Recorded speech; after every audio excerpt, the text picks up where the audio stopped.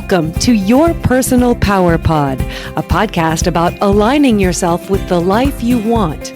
And here are your hosts, Sandy Abel and Shannon Young.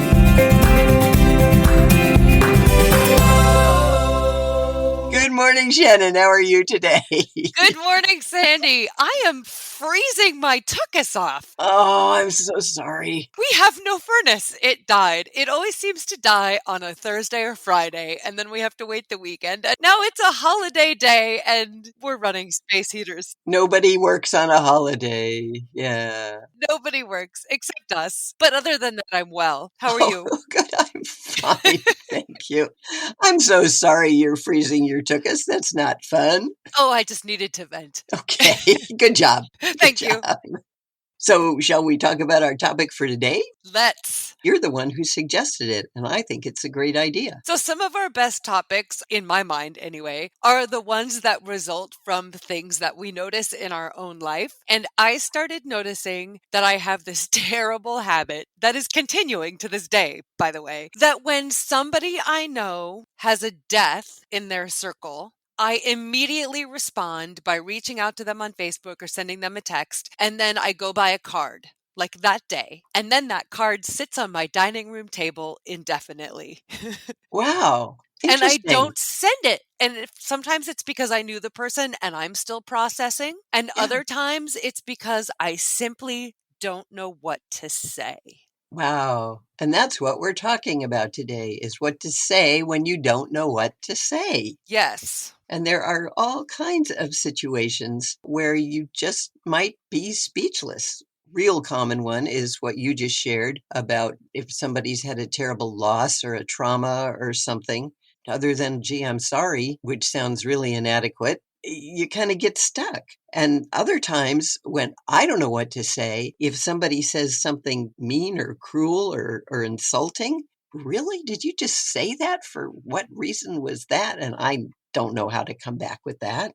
Also, the third time it's difficult to find what to say is if you have to bring up a hard subject with somebody. And that one is tricky too. And I actually think we did a podcast a while ago on difficult conversations about bringing up subjects that are hard to look at. Today, we're talking about what to say when you don't know what to say. You did a nice job of breaking this up into a couple of different scenarios. You can not know what to say because you know somebody else is hurting and you simply don't have any idea how to respond. And I know especially in the case of somebody grieving, my inclination is always to say, what can I do? And so what I've learned is that rather than asking that, just do for them. Just take them food, do their laundry, mow their yard, just do life maintenance things. But when it comes to interacting face to face, here are some ways that you can respond to them verbally when you don't know what to say. Yeah, you can start by just saying, I'm here. Yes. And sometimes that's all they need. And if you're in the room with them or on the phone with them, just say, I am here. You don't have to talk. We'll just be here together. And then if they want to talk, you ask what we call open-ended questions, which are not yes or no's. Try to get them to share their feelings. And listen. Oh my gosh, listen. We've talked about active listening, where you hear what somebody else says, you give it back to them in another way with different words, but the same meaning. Just be there for them and then encourage them to say a little more. Yes, the questions, when we talk about open-ended questions, start with words like how or what. I suppose you could start with where or when, but those don't really go anywhere. They give you a very definite answer and then they don't help you explore a topic any further. They give you facts. Right. If you start with, what can I do? What do you need? They may not know, but you're going to also do what's it like for you, or what's going on for you at the moment? How are you feeling? Mm-hmm. And by taking the time to try to understand a little bit more about what's going on for someone, you're showing that you care and that you're interested, but you also want to be really clear about, like, we don't have to talk. Right. Like, I'm just here if you want to talk, and I really want to hear what you have to say, but there's no expectation that you give me anything right now. Right. Oh, yes. You don't look for or expect anything from them. You're just being non-judgmental and listening and supporting. And one thing that is really helpful, I know you've done this with friends of yours, is just to take a walk. Or just to call somebody, because Yeah, these days people don't. They Facebook or they text, but I have a friend recently whose dad passed away, and as soon as I heard, I called him, and apparently he said I was the only person in his life who called. yeah. Personal connection is much more powerful than the card that arrives in the mail a week later or little Facebook frowny face or sad face or, that acknowledges what happened, but it really doesn't help with what was going on for the person. Yeah. If they do talk to you, summarize and reflect what they're saying, Mhm. feedback what you hear. If they say, I feel really awful because there's a lot of things I meant to say and I didn't. And you can say, wow, that's really hard. It's difficult to know that you could have said stuff but didn't. And you just have to believe that she knew it anyway because she loved you a lot and she knew you loved her. And Mhm. just feedback that you hear what they're saying. And sometimes that comes down to kind of synthesizing what they're saying. It sounds like maybe you're not sure what to do now, which is Right. okay. You don't have to know what to do now. It shows that you understood what they're saying and where they're coming from. Exactly. And make sure that they know you're there for them. And also give short words of encouragement. Sometimes just letting them know that you're there and they can call you day or night. You will be bugging them. I have told people, I know you don't know what you need now, but I'm here for anything. And I am going to be checking in with you to see if you figured out something you need done and you're just not into it or whatever, because we are here day and night. And then do it. Don't just Oh, of say it. course, of course, of course. You have to follow up. Be true to your word. Mhm. Just let them know that you care and they're not alone and they're acknowledged. And it's also okay to be honest. I have a friend who's going through a really hard time, and I don't think a lot of people understand what she's going through. It's very specific to her situation. And I always want to look on the bright side and help her see the positive. And she finally told me the other day, like, it really doesn't help when people say this because it shows me they're not listening to me. And Ah, so what powerful. I've learned was I just need to say, I don't know what to say. It Yeah. sounds awful, and I'm so sorry that it's awful. And I'm here if you'd like to talk about it, but you're right, I don't understand. Yes. I want you to know that I care and I'm here and you're not Yeah. alone. And that's it, because you can't fix whatever happened, but you can let them know that they don't have to walk through it by themselves. Yes. And that sometimes can make a big difference to people. Yeah. And then on the flip side, there's how to respond when someone says something insulting or hurtful or just plain rude for really no reason. And this goes back to our are you responding or are you reacting conversation. So Exactly. if you want to respond, this next section applies to you. If you're just reacting, And then you get what you get. yeah, and you might want to rethink it. Yeah. Right. Because I'm just going to recap here. When you respond, you take time to take a breath, you think about it, you wait a minute before you say something. When you react, that's what you do if somebody attacks you physically or what. I mean, you just react and you hit back or do whatever. You respond emotionally. Yes, and it's immediate. There's no thought in a reaction. But with a response, you take your time and you detach emotionally and make sure that you set your boundaries so you don't let yourself be abused. Mhm. I have a friend, I think she's a friend, a long time acquaintance who recently has gotten, I think the word is snarky. Yes. I don't know why, and I don't know if she's that way with everybody or just me, but it's very disconcerting when we're having a perfectly good conversation and she'll say something like, well, I don't know why you did that, in that kind of tone of voice. It was like, what? Well, because I thought it was the thing to do at the time. It always takes me back for a minute, and I don't even know if she knows she's being like that, Mhm. but it stops me in my tracks. And I'm not going to let her get away with it, but I also don't want to fight with her about it. Right. So I try to be assertive and respectful at the same time. So what does that sound like? If she says, I don't know why you did that, I say, because it seemed like the right thing for me to do at the time. And if she wants to pursue that and continue to be critical, then I will say, do you have a problem with that? It had nothing to do with you. Why is it your issue? And, I would put it back on her because it's not about her. It's something that I did with somebody else at another time. So you've got to be able to communicate assertively and respectfully. Remember, some people won't listen. Right. And if you sense that they're not getting it, just stop. At least that's what I do. Right. And then kind of reevaluate what position that person holds in your life. And that takes us back to the boundaries episode, which Yes. is, do you want somebody who is continually lobbing barbs your direction to be in your life if they're not willing to listen to you or change that behavior?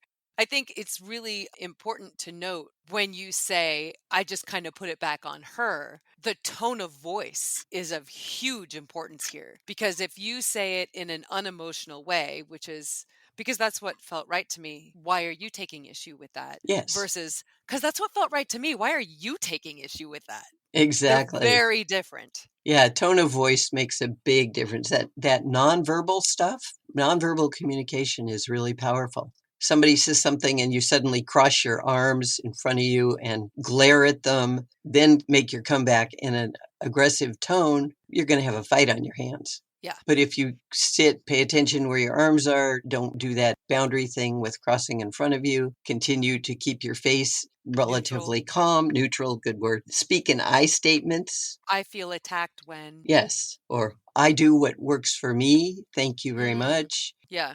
Things like that instead of what the heck's wrong with you? You know, that doesn't work real well if you want to keep somebody around. If the person continues to be like that, you, like you said, you might want to question why they're in your life. And if the situation you're in at the moment, the conversation gets uncomfortable, you can always just say, you know, we need to stop this or I'm going to leave. And then if they continue, leave. Right. You can always leave. Yeah. So I would very much like to have this conversation with you when we can both do it in a respectful manner. I'm going to leave. And then when you feel like you want to resume the conversation, let me know. perfect. That's beautiful. Nice job.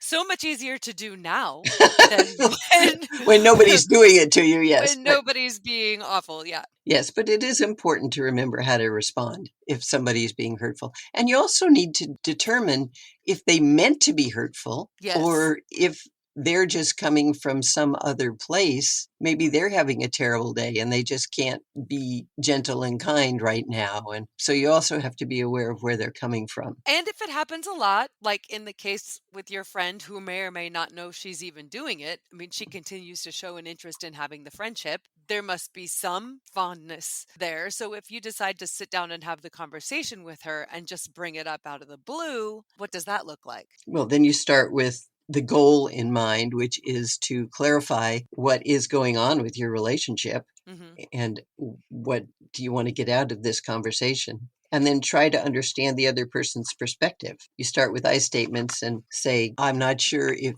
you're aware, but I feel that our relationship recently has been a little more contentious, and I'm not sure why. Would you tell me how you're feeling about our friendship? That's an open-ended question. That's beautiful, because saying, I don't know if you're aware, but you've been treating me a certain way is saying the same thing only differently and could be taken totally differently. It would put the other person on the defensive. But saying our relationship seems to have changed doesn't put any blame anywhere. Exactly. And that's what you want to do if you really want to have a productive conversation, is to not blame anybody. Just say, this is the situation as I see it. How do you see it? And then go from there.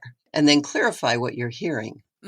They may say, oh, wow, I didn't realize that at all. I've been having a really hard time at home right now, and I guess I'm a little short. I'm sorry. That'd be great if they said that. Or they may say, yeah, you're irritating the heck out of me. And I'm just trying to get you to straighten up. It's like, oh, okay, well, that's a whole different thing. And so we'll discuss that.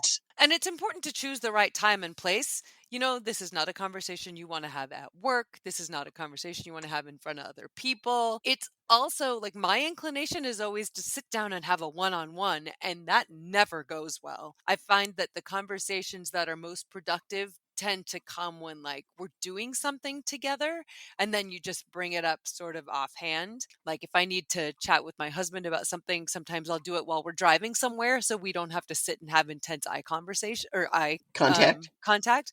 Like with my stepdaughter, if we go shopping or, do some kind of an activity together that gives us something to focus on while we're having conversations that could be a little harder, because a lot of people don't want to just sit down and look at you and talk about difficult things. Right. Back when we were talking about people who have had a loss or a trauma, and I suggested taking a walk. There's something really therapeutic about just walking Mm-hmm.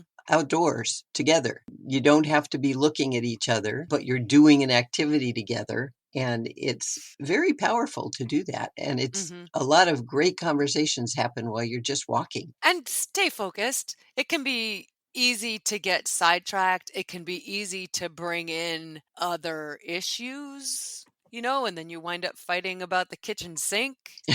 Right. Stay focused on the one thing that you're really interested in addressing. And then if there are others, you can deal with them later. Or if they're all tied to a bigger thing, maybe talk about that instead. Yeah. Just express your thoughts and feelings and own them. And don't use a lot of you statements. You don't say you do this and you do that, because that instantly puts people on the defensive. And it's okay if the other person doesn't agree with you. You have to respect their right to have another opinion, but find out if they want to find a solution so you can continue with the relationship. And the two of you together can brainstorm to find common ground. I like to go back to it's okay for the other person to have a differing opinion as long as they're respectful. Absolutely. It's okay for them to think they want to treat you poorly. That's their right to think that. But are you going to allow that? Oh, heck no. No. So, yeah, it's okay to say, well, I respect the fact that you, for some reason, feel like you don't have to treat me like an equal in this relationship, but I am not okay with that. So then Right. I think maybe we should not be in this relationship. Yes, you know, exactly. Yeah, right. Oh, yes. You've got to set your boundaries. yes. Always. And if you think that you have come to an agreement, one way or the other, then it's always good a couple days later to follow up and clarify what you've agreed on and make sure you're moving ahead in the same direction. And it may mean that you're moving ahead together in the relationship, or it may mean that you're moving in different directions, and that's fine Hmm. too. But clarify it, because in the moment, things might be agreed on that when you give it more thought, you don't want to go that way. Or you just forget the Yeah, relationship has been such for so long that there's a habit there and it doesn't change as quickly as the conversation might indicate you need it to. exactly. Plus, I've also found that it can really help to just be grateful. If I have a conversation with my husband and he says, hey, I really need this, and then we move forward, and a few days later, I've been making a concerted effort, it's really nice for him to say, hey, I've really noticed that you've been making those changes we talked about, and I really appreciate it, and it feels really good. Absolutely. And that's also an incentive to the other person to keep them doing it. Hmm. If you notice that they are doing what you asked them to do and you don't acknowledge it a few days later, then they'll think, well, heck, they didn't really want it because they're Hmm. not even noticing I'm doing it. So acknowledgement and appreciation, we're back to appreciation, are always important in every relationship. Absolutely. Did we cover it all? I think we did. We 3 different times when it is difficult to know what to say, and I hope that our listeners can gain something from this discussion and be able to navigate those hard conversations a little easier because of it. Yes. I think I'll wrap us up. I think you should. So when someone is dealing with a loss or some kind of trauma, there are many things you can do to support them. You can ask open-ended questions and listen, listen, listen. Also, summarize and reflect back what you're hearing them say and give words of encouragement. Let them know you care and are there for them. When someone says something negative or attacking, there are also several things you can do. First, take a deep breath and emotionally detach. Make sure you set your boundaries so you won't be abused, and give yourself permission to leave if you feel uncomfortable. Communicate in an assertive yet respectful way. And when you need to bring up a difficult subject with someone, you need to start with a goal in mind. Ask open-ended questions and really listen to their answers and try to understand their perspective. Always remember that if both parties want to work things out in any of these conversations, you can do it. If both don't want to, it will not happen. So take care of yourself and leave. Always. Thank you, Always. Sandy. Thank you, Shannon, and thank you to our listeners. We love taking this podcast journey with you. We do, and we love hearing from you too. So please continue to share your stories about self-esteem and personal power and how they've affected your life. And also, please continue to send us any topics you'd like us to address in future episodes. It's a whole lot of fun to talk about subjects that we know you want to hear about. If you have the inclination, we'd love it if you wanted to review our podcast, and you can do that wherever you stream, or you can just talk to us directly by visiting yourpersonalpowerpod.com, clicking contact, and dropping us an email. And if you want to learn about coaching, talk to Sandy. She can help you there, and it truly can change your life. You can contact her at sandy@insidejobscoach.com. We look forward, as always, to hearing from you. And until next time, find your power and change your life.